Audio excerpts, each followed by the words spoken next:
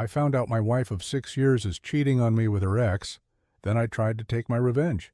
I don't know exactly when I first felt the shift, but I can pinpoint the exact moment everything changed.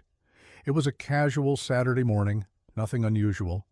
I was sitting on the couch, drinking coffee and scrolling through my phone when my wife, Emily, walked in.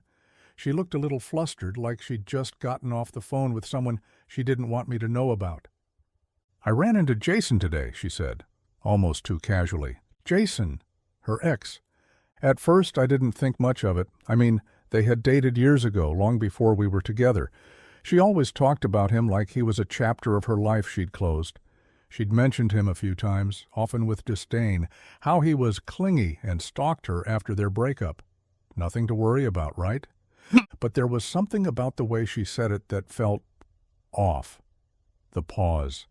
The way her eyes darted to the floor for just a split second before she looked back at me. It was subtle, but in that moment, a cold sensation crept into my gut. I let it go at first. She was just telling me about running into an old acquaintance, right? But then the small signs started piling up. She'd always been glued to her phone.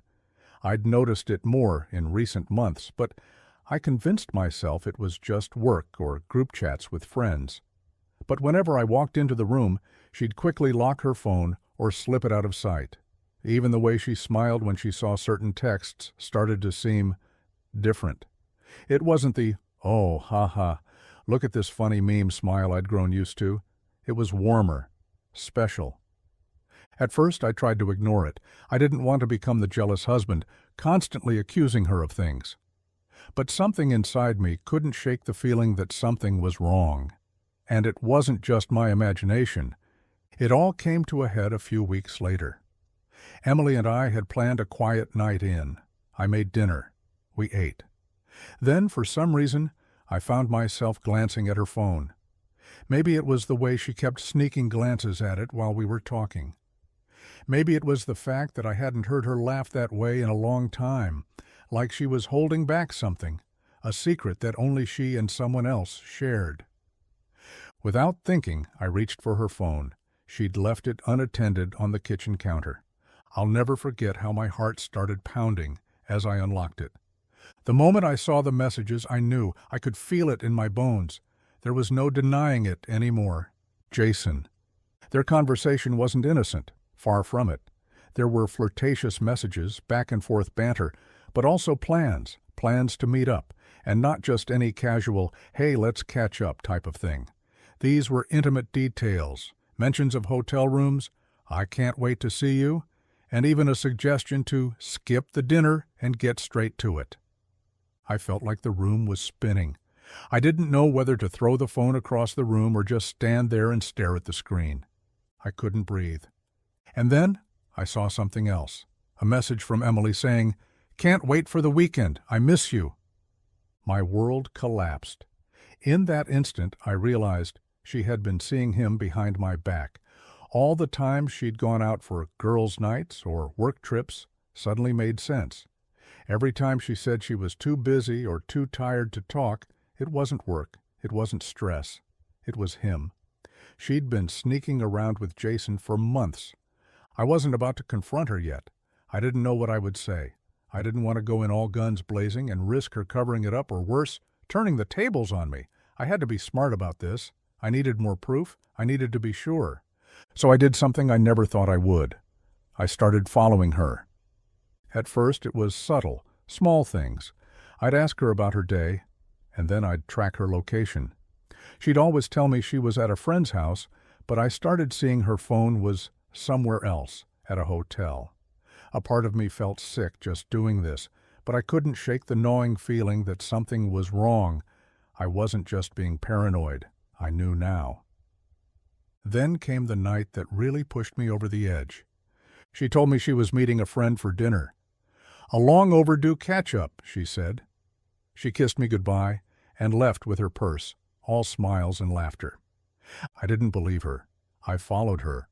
I parked a few blocks down from the restaurant where she said she was meeting her friend. And there, sitting at a table in the corner, was Emily and Jason. They were laughing, touching. It was subtle at first, nothing overt, just the way their hands would brush, the way they looked at each other. But then, as I watched them, it became clear. They weren't just catching up like she had said. This wasn't just two exes sharing a meal. It was intimate. Emily leaned in close to him. She laughed at something he said, and in that moment I saw it. The same smile she used to give me, the one she gave me on our first date, the one she gave me when we were still in love. And that was it. I couldn't take it anymore. I knew for sure. She was still in love with him. She was still sleeping with him. I didn't confront her that night, though. I couldn't. Not yet. But I had all the confirmation I needed.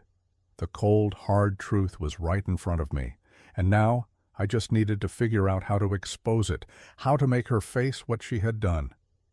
Over the next few days, I kept my cool. I didn't show any signs of suspicion, but inside, I was falling apart. I gathered everything I could, saved the messages, screenshots, even pictures I'd taken from the night I followed them, every piece of evidence.